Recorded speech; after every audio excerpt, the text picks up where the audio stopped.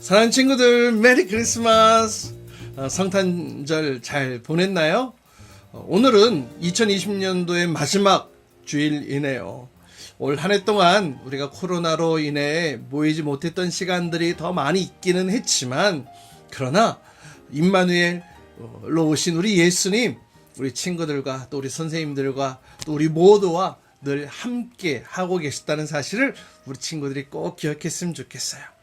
자, 52번째 52주 마지막 주일날 오늘 성경 이야기는 예수님의 제자학교 9번째 이야기, 주님의 마음으로 용서하라. 마태복음 18장 21절로 35절까지 말씀으로 우리 친구들과 함께 이야기 나누고 싶어요. 여러분, 이 사진 누구예요? 또 누굽니까? 그래요, 아돌프 히틀러, 또 이토 히로부미, 이런 사람들의 사진을 보여드렸는데요. 이런 사람들의 공통점이 뭔지 아세요? 그래, 여러분 딱 느낌이 딱 오지? 그래요. 개인적인 욕심을 채우기 위해 많은 사람들을 죽였던 그런 사람입니다. 특별히 히틀러 하면은 여러분 잘 알잖아요. 민족 우월주의 사고로 이 유태인들을 학살하는 그 엄청난 범죄를 저질렀죠. 또 이토 히로부미는 우리 한국 사람들에게는 아주 원수잖아요.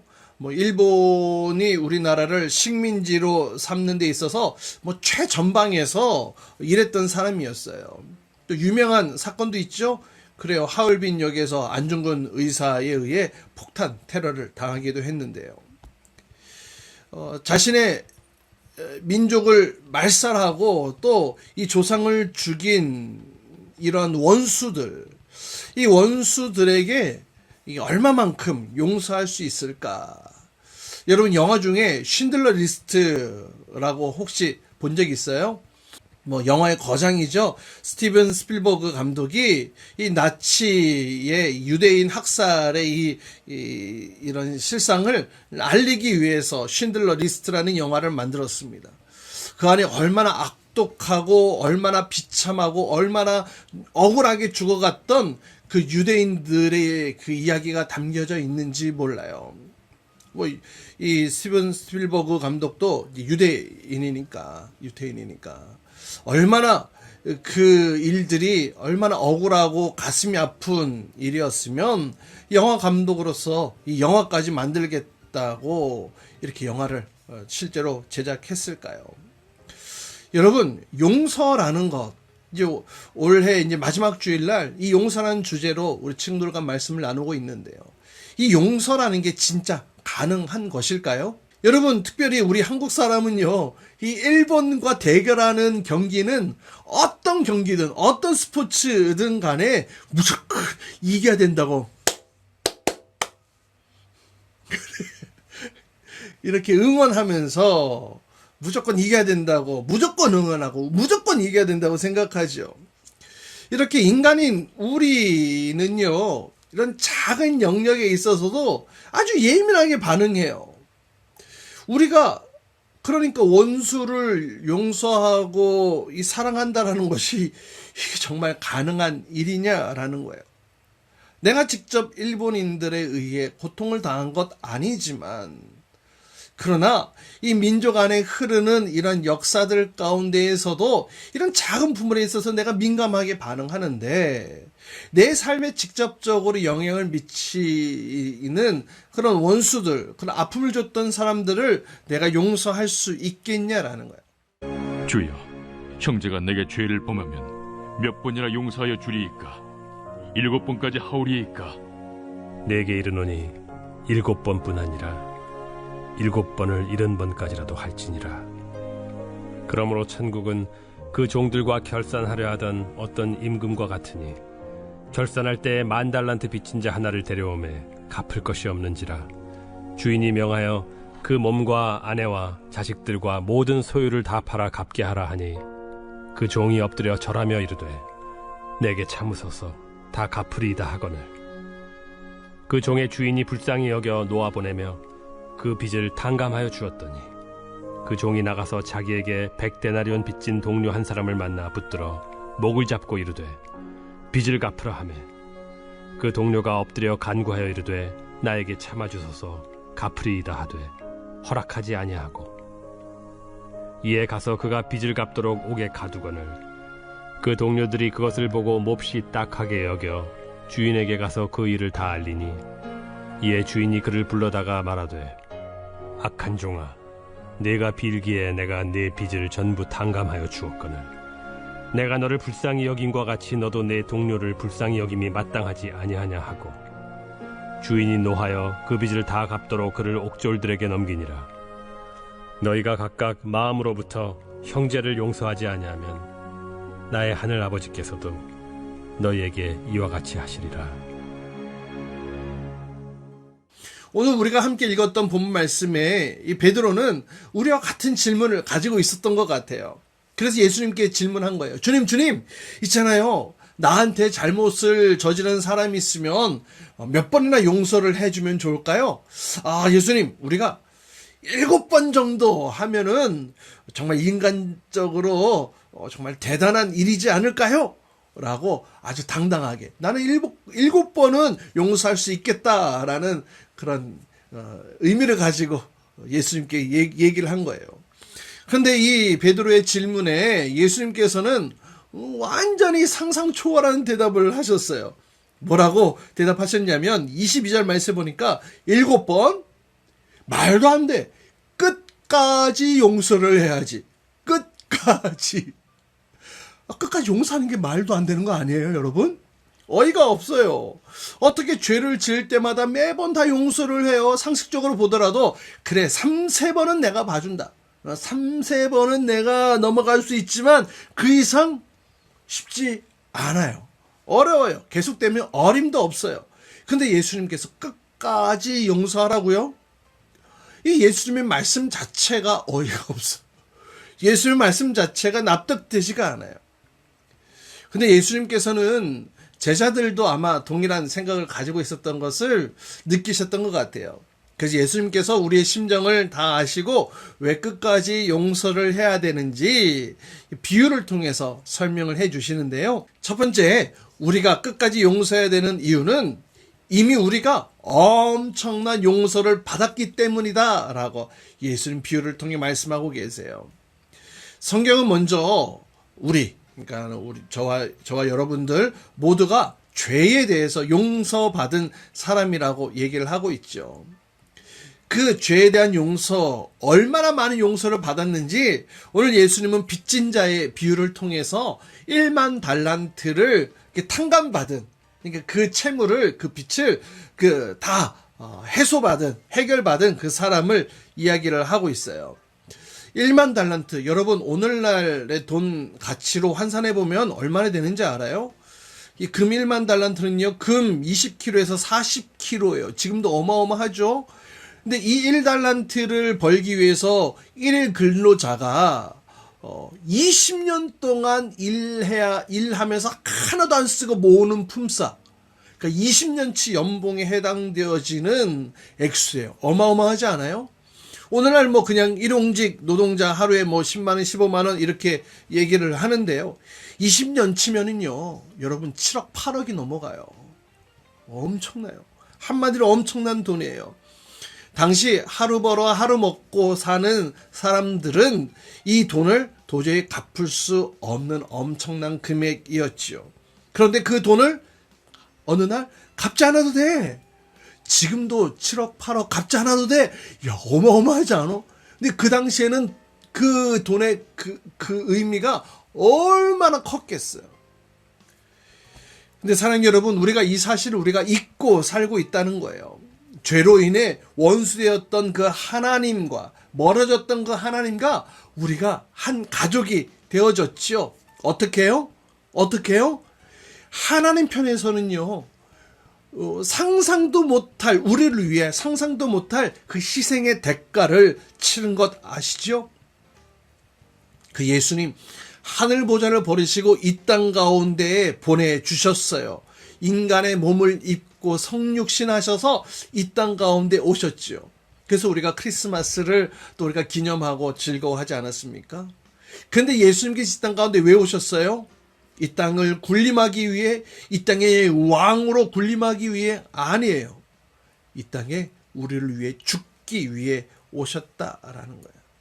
우리가 우리 죄 때문에 죽어야 할 그 죄의 짐을 해결해 주시기 위해 오셨다라는 거예요.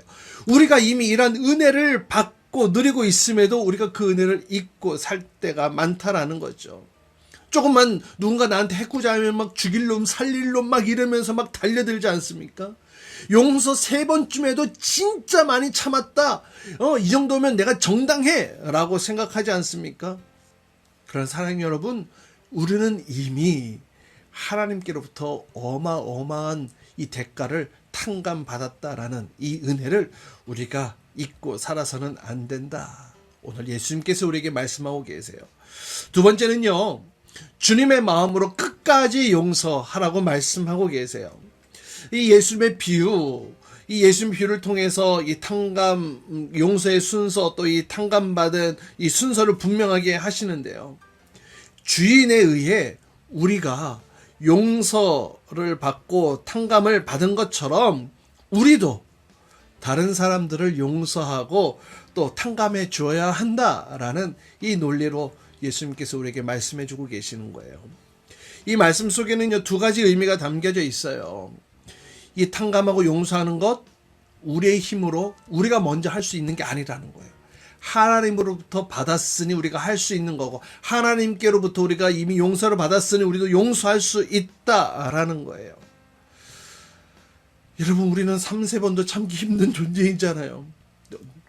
누군가를 어떻게 우리가 용서하고 어떻게 잘못을, 그 빛을 탕감할 수가 있겠어요. 우리가 이미 용서받고 우리가 먼저 탕감받았기 때문에 가능하다라는 거예요. 두 번째는요, 또 우리가 용서할 수 있는 능력이 생길 수 있는 것은 우리 안에 이 주인의 마음, 우리 안에 주인의 마음이 갖게 되어질 때 가능하다라는 겁니다. 주인이 그 빚진 자를 불쌍히 여기고 긍휼히 여겼던 것처럼 우리도 주인의 그 마음을 가질 수 있다면 다른 사람을 용서할 수 있지 않겠냐라는 겁니다. 용서하고자 하는 마음, 빚을 탕감해주고자 하는 이 주인의 마음, 이 주님의 마음이 우리에게 없다면 우리는 어느 누구도 용서할 수 없어요. 그러나 사랑하는 여러분, 주님의 마음을 우리가 품게 되어질 때에 우리가 이미 용서받고 우리가 먼저 탕감받았으니 이 주님의 마음을 내가 본받았을 때에 7번씩 70번까지가 아니라 끝까지 용서하고 탕감해 줄 수 있지 않을까. 오늘 예수님께서 우리에게 이렇게 말씀하고 계세요. 여러분, 내 힘으로 하려고 하면 용서가 안 돼요. 내 의지로 하려고 하면 막혀요. 내 생각만으로 하니까 그냥 분노만 쌓여가는 거예요. 내가 이걸 어떻게 용서해? 내가 이걸 어떻게, 이거를 어떻게 봐줄 수 있어? 그렇잖아요, 여러분. 그러면 여러분 어떻게 해야 되겠습니까? 우리가 용서해야 될 이유는요, 여러분 잘 기억하세요. 그 사람을 위해서 하는 게 아니라 우리 자신을 위해서 용서한다라는 생각을 여러분 기억해야 돼요. 왜냐하면요, 용서하지 않으면요, 그 사람 생각날 때마다 우리의 가슴이 아파요, 찔려요. 내 가슴에 그 사람으로 인해 받은 그 아픔과 상처가 이제 상처가 잘 아물어야 되는데, 그 잘 아물려면은 약도 바르고 치료도 하고 해야 되는데, 용서하지 않으면 그 사람 생각날 때마다 저주하고 욕하고 가슴 아프고 찢어지고. 무슨 말이에요? 용서하지 않으면 그 상처가 아물지 않고 그 상처가 계속 벌어지고 찢어지고 계속 덧나는 거예요. 여러분, 용서하지 않는 것은요, 미움이라는 이 물을 주는 것과 똑같은 거예요. 상처가 치유되기는커녕 덧나고 아프고 이 상처가 해결되어지지가 않아요. 그러면 우리의 인생이 기껏해야 요즘 이제 100세 시대라고 얘기를 하는데요. 기껏해야 100년, 이 짧은 인생 소중한 시간들이 여러분 그 상처로 인해 고통의 시간들로 채워지는 것이 여러분 아깝지 않으세요?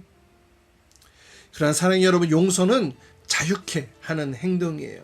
그래서 누군가를 용서할 때는요, 그 사람을 자유케 하는 것도 있지만 내 자신을 자유케 하는 것도 아주 중요한 의미가 담겨져 있는 거예요. 예수님께서도 이 땅 가운데 용서를 베풀기 위해 오셨지요. 이 용서를 통해 예수님은 이 사람들의 이 흉기를 아름다운 향기로 바꾸셨어요. 여러분, 그 향나무는요, 아무리 도끼로 찍고 칼로 긁어도요, 찍히면 찍힐수록, 긁히면 긁힐수록 나무에서는 향내가 더 풍성하게 나는 거 아세요? 여러분, 예수님은 이렇게 용서의 향내를 우리에게 보여주셨어요. 우리가 이 주님의 마음을 품고 또 용서를 통해 또 우리 안에 누릴 수 있는 이 자유, 또 이 평강, 이런 것들이 있기를 주님의 이름으로 축복합니다. 한번 우리 조용히 두 눈을 감고 한번 목사님의 이야기를 한번 들어봤으면 좋겠어요. 여러분, 오른손을 가슴에 얹고 목사님을 따라 이렇게 한 목소리로 기도했으면 좋겠는데요. 한번 두 눈을 감고 저를 따라서 한번 얘기를, 기도를 해주세요. 내 마음에 주님의 은혜로 가득 차게 해주세요.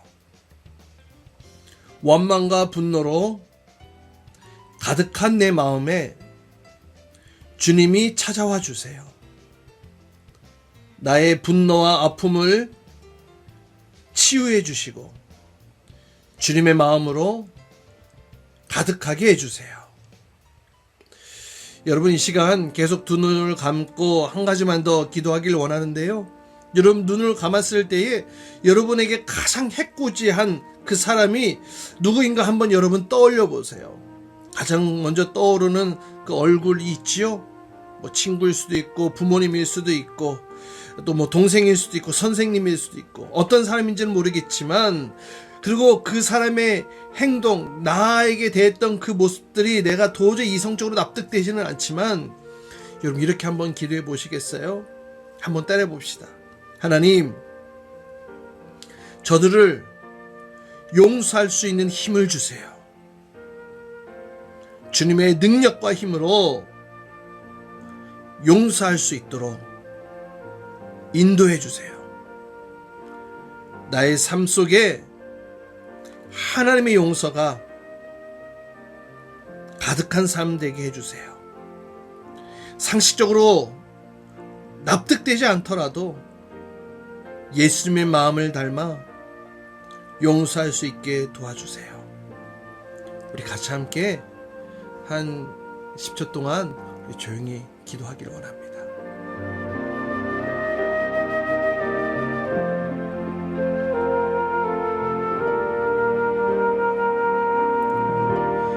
사랑의 주님, 오늘 2020년 마지막 주일 용서에 대해서 말씀하게 해주시니 감사해요.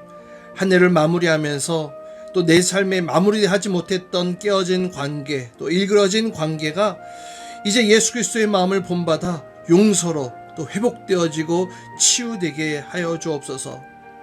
또한 용서하지 못해 스스로 매어있던 원망의 끈을 끊어버리고 용서하지 못해 미움이라는 물을 계속 주고 있던 그 모습을 이 시간 내려놓고 예수님의 마음을 본받아 용서함으로 예수님께서 주시는 용서의 선물을 받고 또 그 용서의 선물을 또 모든 사람에게 나눠주는 복된 인생 살아가게 하여 주옵소서.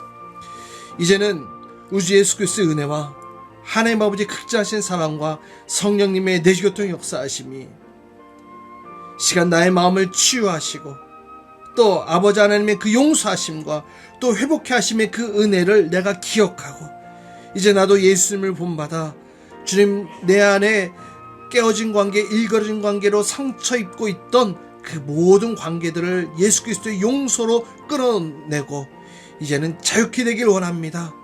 이제는 2021년도 그런 새로운 모습으로 살게 나를 인도하여 주옵소서. 기도하고 간구하는 우리 모든 친구들과 선생님들 위해 이제로부터 영원토록 함께 하시기를 간절히 축원합니다. 아멘.